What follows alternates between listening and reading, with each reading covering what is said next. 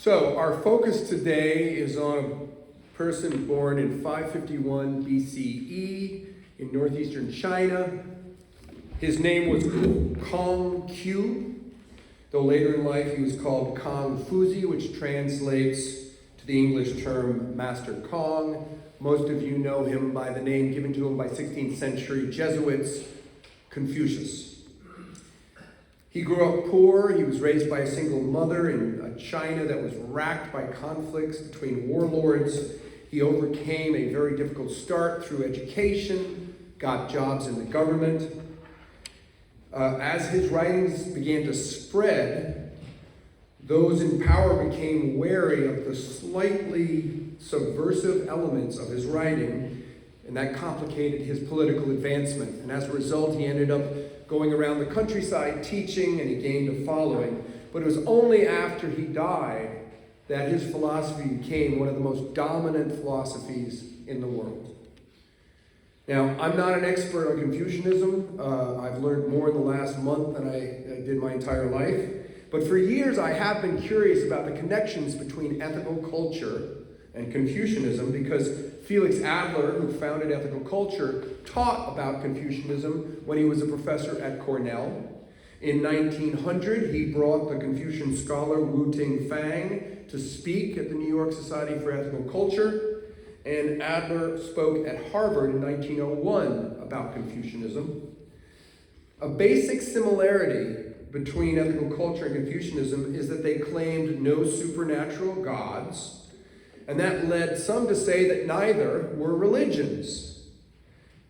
Houston Smith, who is a religious academic scholar, described Confucianism as a religion this way: if religion is taken in the widest sense as a way of life woven around a people's ultimate concern, Confucianism certainly qualifies. That's the same reason ethical culture is, as well as 3 court cases that defended ethical culture as a legal status organization. Now, more intriguing are some similarities between both Confucius and Adler as people. Both were seeking something more than what was offered by the physical world. While Adler was materially better off than Confucius, he agreed with Confucius's phrase, quote, "Riches and honors acquired by unrighteousness mean no more than floating clouds." Both founded non-theistic religions that sought that something more in ethics. That's where they went for that something more. Now, unfortunately, both men assigned secondary roles to women in society. Adler felt that women had to be sheltered by the rough and tumble world of politics, Victorian attitude very typical of his time. And some comments by Confucius indicates a lower status for women. In the Analects, he writes, "Women and underlings are especially difficult to handle. Be friendly and they become familiar. Be distant and they resent it." Neither men demonstrated a sensitivity and carried some ugly, outdated views. And I think they're tied to some elements of hierarchical thinking in both of them. Many cite Adler's patriarchal tendencies. Arthur Dobrin, an ethical culture leader today, said that Confucianism as well was, quote, "encrusted and inflexible, resting upon rules that were no longer reciprocal, but favored the more powerful in the relationship." Confucianism became equated with rigid hierarchies, and the underlying moral basis was buried under inflexible customs. University of Hawaii professor Daniel Kuo adds, "The Confucian tradition of benevolence on the part of authorities historically seems to have lent itself to the use and abuse by the powerful in families, the community, and the state." So both of these things I want to set aside. They're ugly, they're unneeded, and they hurt some of the positive aspects. But I have discovered, interestingly enough, a lot of the rigidness and gendered assumptions and authoritarianism in Confucianism can be blamed not so much on Confucius as to the Chinese emperors who used the philosophy to justify hierarchy and authority. It reminded me a little bit, basically Simon Leys is a Confucius scholar, and he also said that the leaders exaggerated and emphasized the hierarchy and deference to authority in Confucius's writings. And it made me immediately think about how the church used the writings or the sayings, what was written from Jesus, as a way to justify their rigid, rich ecclesiastical hierarchy. So both of these men wrote things that were more liberatory, that were taken by institutions and turned into conservative power, basically.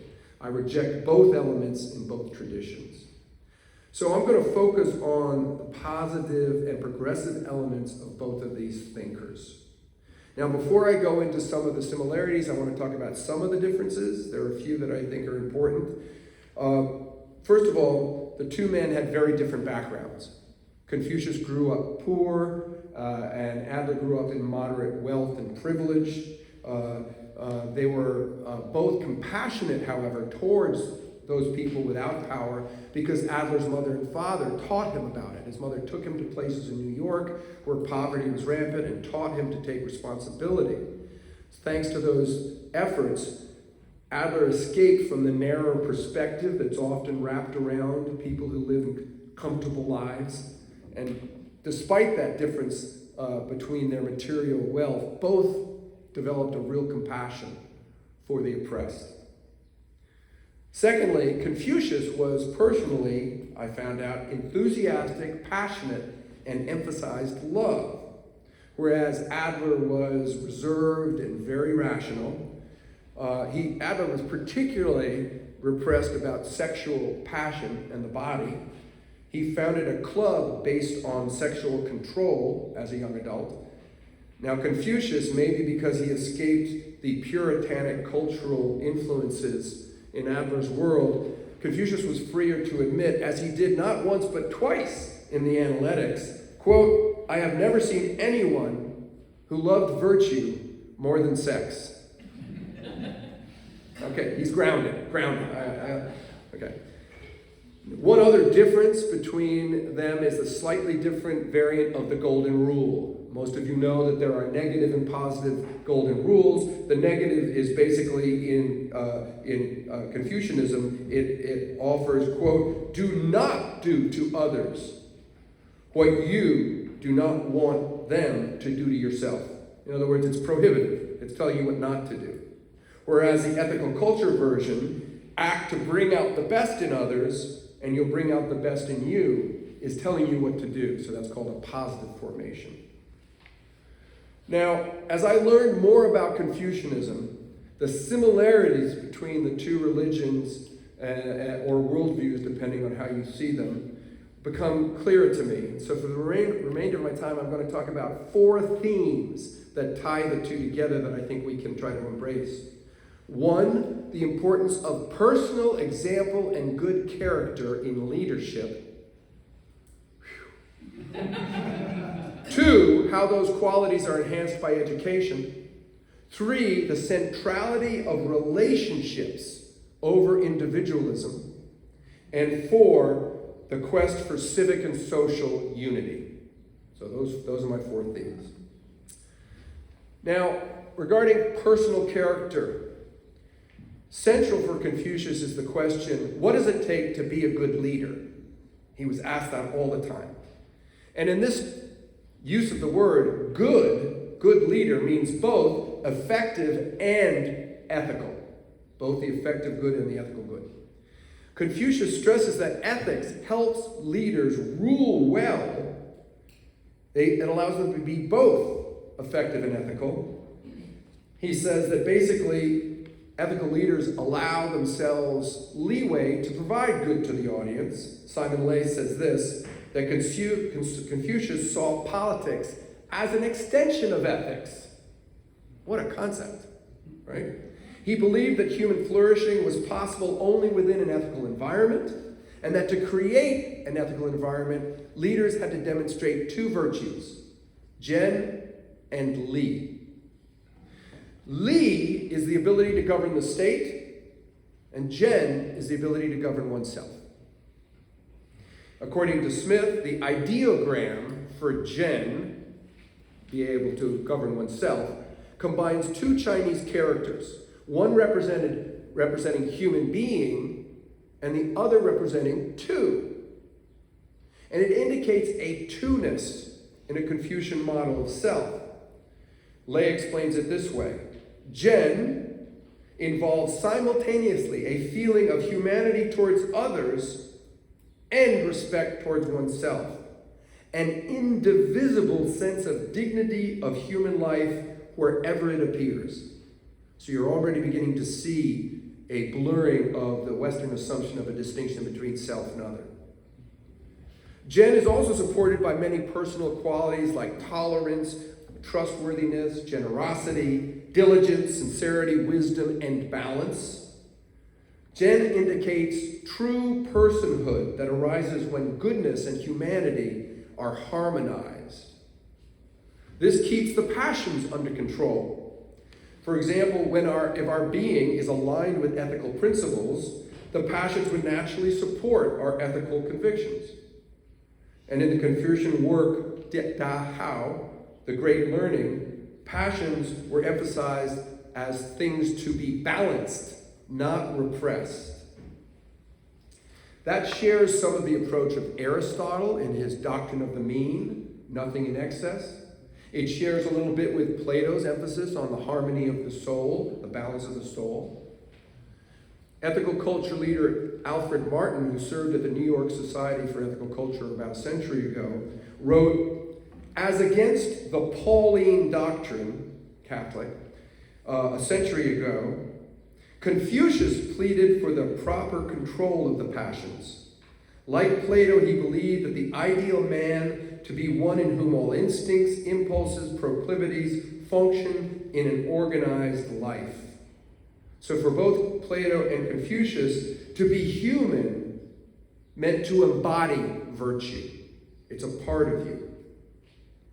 Leys emphasizes that political power in Confucian worldviews should be held by the most ethical people, something that the Western philosophers of the 1700s knew very well, the Enlightenment philosophers that gave birth to democracy.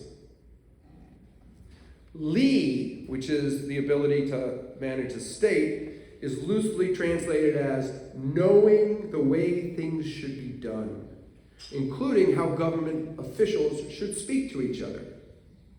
Smith compared this to the French concept of savoir-faire, to know how to do. It's more than just knowing the facts.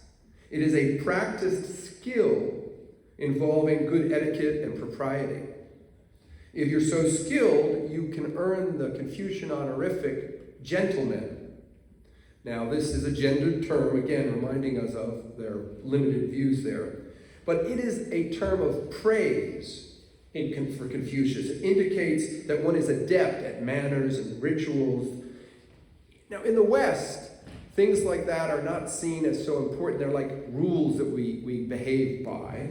They're not lauded as moral guides. But in China, they are much more than just the rules of engagement. They contain civic wisdom. Only those who are skilled in etiquette, manners, rituals, and propriety in the Confucian world are considered the moral aristocracy. Now, in the West, for most of history, the power was wielded by those of a social aristocracy that doesn't center ethics. But for Confucius, the most noble in society are the most ethical. 1224 of the Analects, one of Confucian's main books, cites a master Zheng, a follower, a disciple, saying, "A gentleman gathers friends through his culture, and with these friends he develops his humanity." In 1216, the translation echoes ethical culture's, quote, call to bring out the best in others. It uses that phrase so common in ethical culture. Now, Arthur Dobrin, an ethical culture colleague, points out that in Confucianism, like ethical culture, we admire those who bring out the best in others. Bringing out the best in others for Confucianism is about caring for old people. It's about being a trustworthy friend. It's about being cherishing towards children. As an ethical culture, what matters is this world, not some world above and beyond. Confucius urged moral aristocrats to lead by example. Martin wrote how, quote, the supreme reliance of Confucius was not on rules alone, nor on rules plus biographies of great souls, but on the power of personal example. Confucius modeled this himself.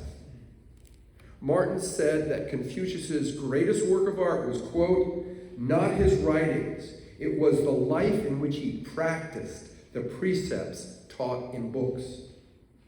So it made me wonder whether folks in Confucian culture say, I wonder what Confucius would do, like people do with Christ when they look at him as a human example.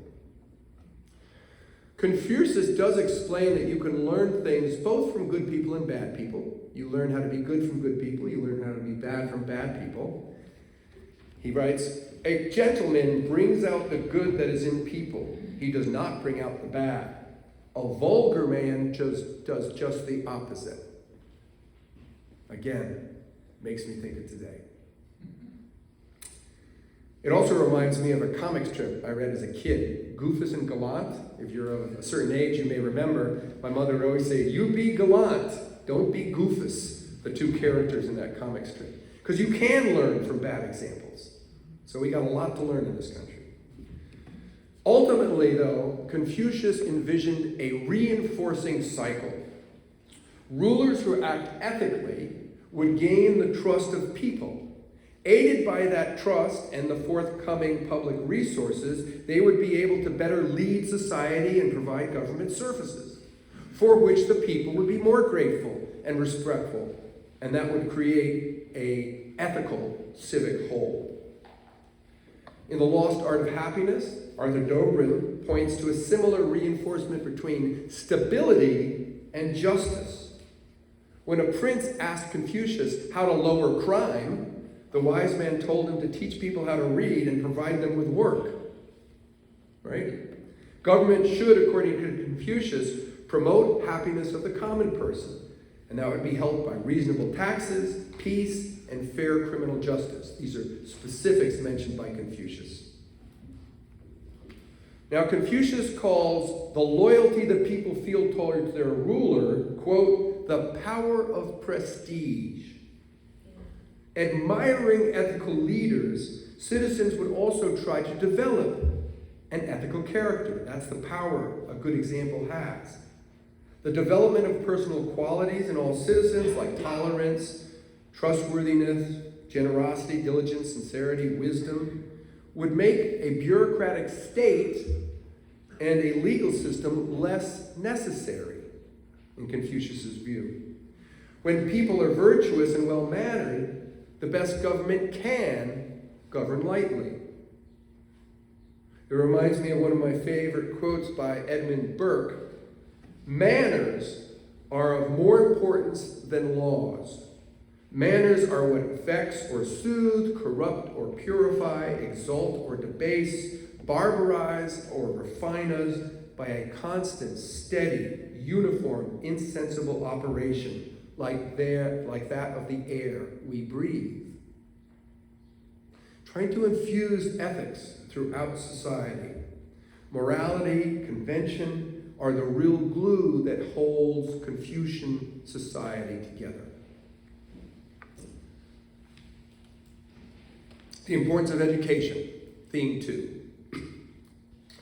Adler certainly wanted that same ethical element all through society, and he thought you could do that through education. Confucius and Adler both relied heavily on education to nurture personal excellence. Adler grew up, son of a rabbi, admiring his father's scholarship. He recalled fondly being in his father's library surrounded by scholars. And as leader of the New York Society for Ethical Culture, Adler focused on lifelong education. He founded the Working Men's School, which became the Ethical Culture School. It focused on the educational aspect for young people, like our Camp Linden does for young people out there during the summers. Adler supported job training programs, educational programs in other societies. He spoke at colleges. And he viewed his own Sunday morning talks as educational for learning, not doctrinaire lectures like in most other religions. He invited people to critique what he said and reject what they didn't want. That was a part of learning. Confucius emphasized that critical role of education too. In one section of the Analects, he explains how 6 positive qualities can be corrupted if you're not dedicated to learning. I think there's so much wisdom in these. He says, the love of humanity without the love of learning degenerates into silliness. The love of intelligence without the love of learning degenerates into frivolity. The love of chivalry without the love of learning degenerates into banditry. The love of frankness without the love of learning degenerates into brutality, which I see on social media constantly. The love of valor without the love of learning degenerates into violence. And the love of force without the love of learning degenerates into anarchy. Now, those each have specific things to chase, but I basically want to emphasize the importance of learning that he's embracing. Because, for example, if you allow your desire for humanity without learning, it can degenerate into silliness. What does he mean by that? He makes me think about do-gooders, like myself, who don't think enough about what they're trying to do, and as a result, their good works don't take traction. If you don't understand the context and the relationships involved, your good works may not actually do good. So you have to continue to learn. You can't just have a big heart, you have to have an open mind. Most fundamental to education in both educational Confucianism, though, is that it's more than book learning. What matters are habits and actions. As Martin puts it in a chapter titled The Bible of Confucianism, quote, education has ever been their watchword, Confucians, and its fundamental aim, not so much learning as behavior. Hence it happens that in some respects the Chinese as a whole are among the most moral people in the world. Interesting.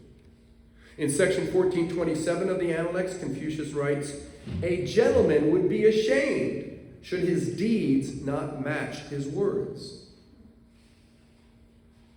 Deed is more important than creed.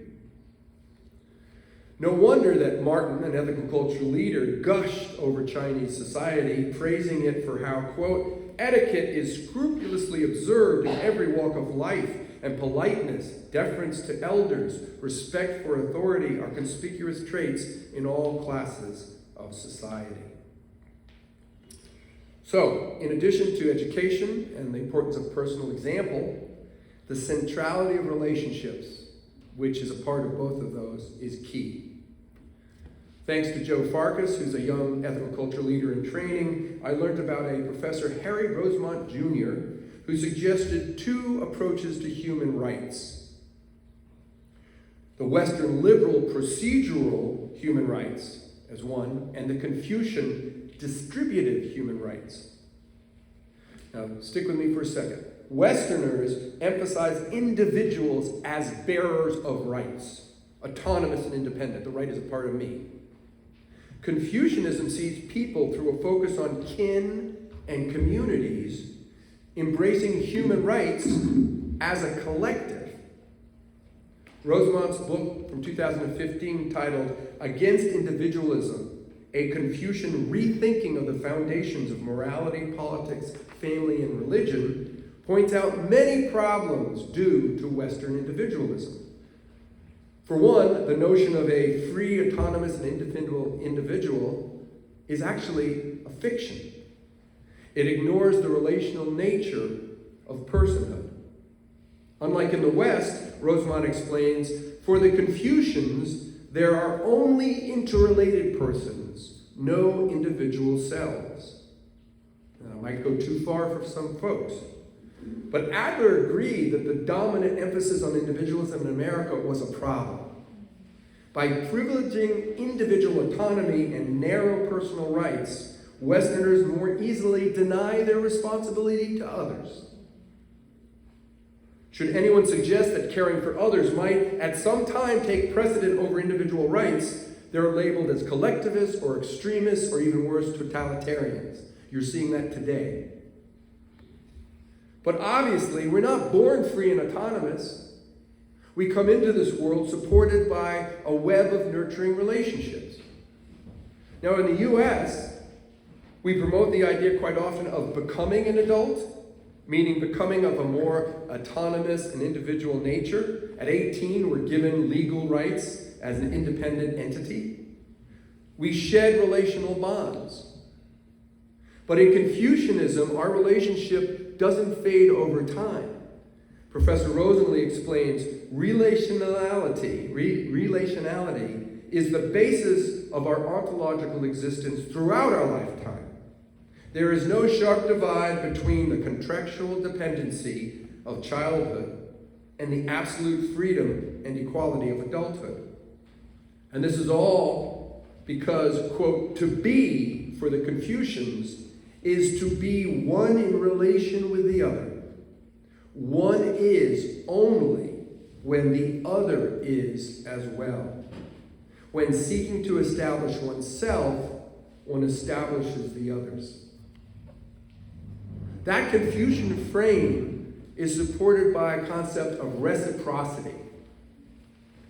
When Confucius is asked this question, is there a single word that could guide us one entire's life? He answers, should it not be reciprocity?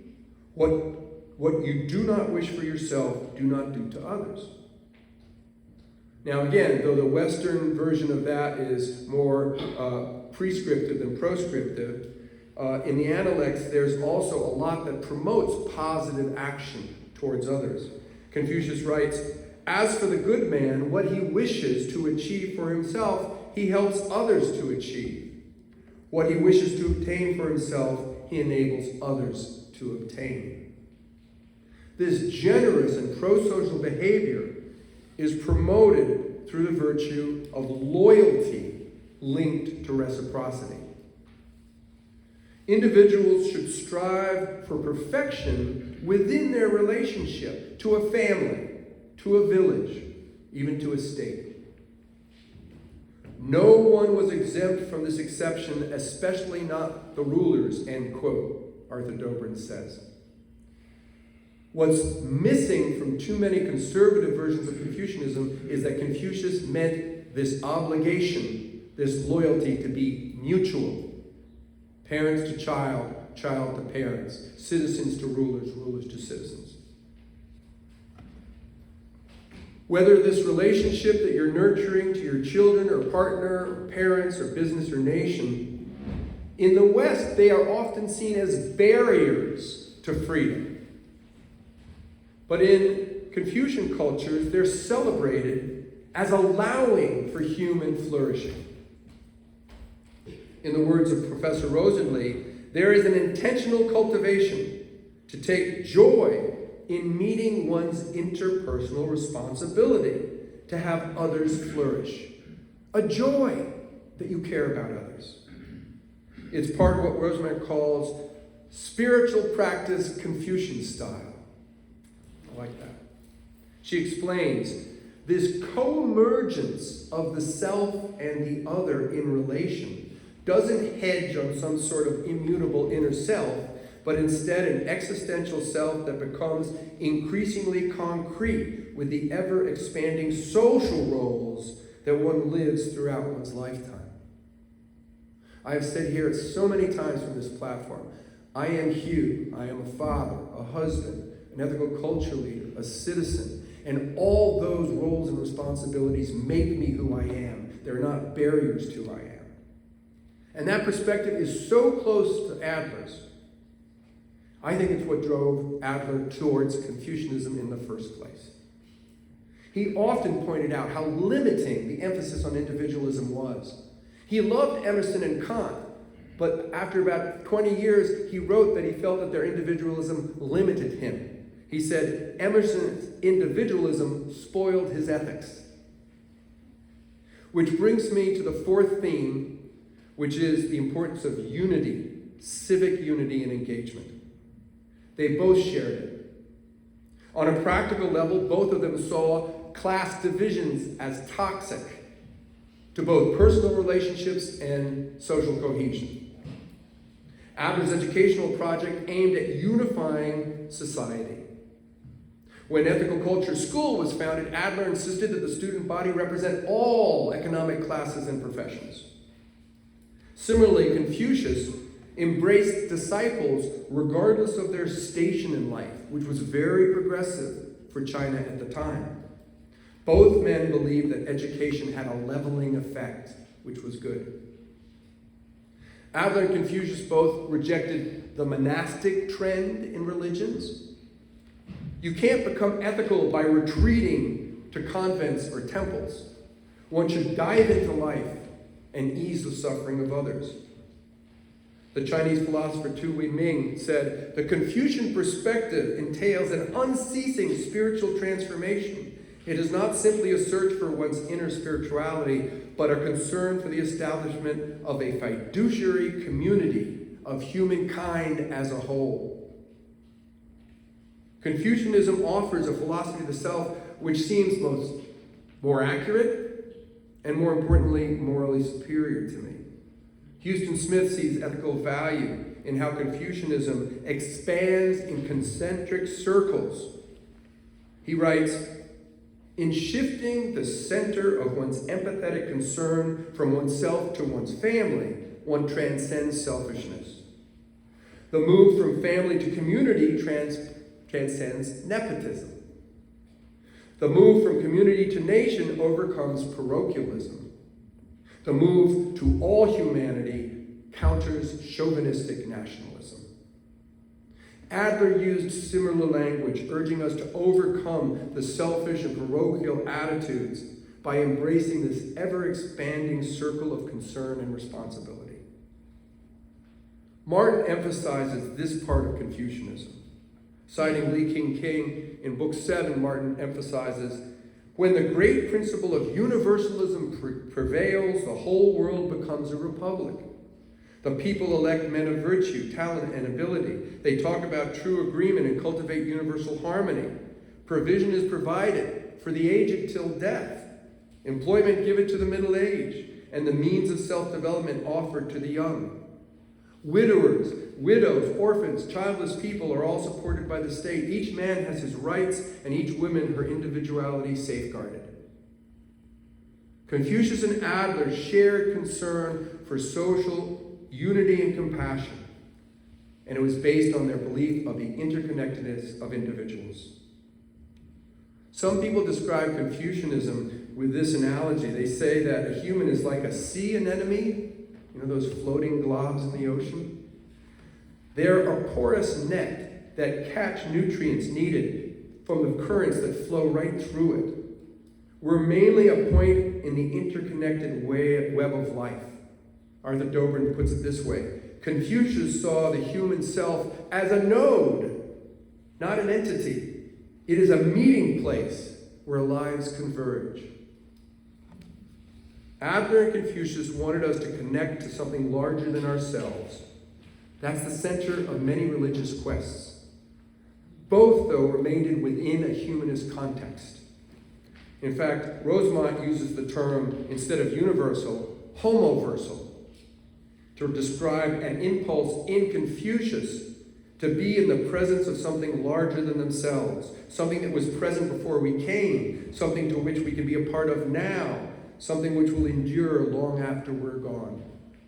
For Confucius, the continuation of rituals honoring family expresses that connection. For Adler, what continues on after we die is our relationships, the work we do, and the love held in the hearts of those who knew us. So conclude, there are a lot of connections between ethical culture and Confucianism. Since our nation may soon be owned by China, I think we should learn more about Confucianism. Four of the most philosophically intriguing connections that underline the ethics is the importance of personal example and character and leadership, the importance of lifelong learning, the importance of relationship, and the importance of civic unity. And at the core of that, what's most important to me personally is how Confucius and Adler emphasize practical relationships and connections, caring for one another, for each other's well-being, for each other's education. And that focus on personal interconnection is at the heart of Confucianism, regardless of how many others use it to promote conformity or deference to authority. The compassionate and expansive elements of Confucianism and ethical culture are there for us to be inspired by. Thank you very much.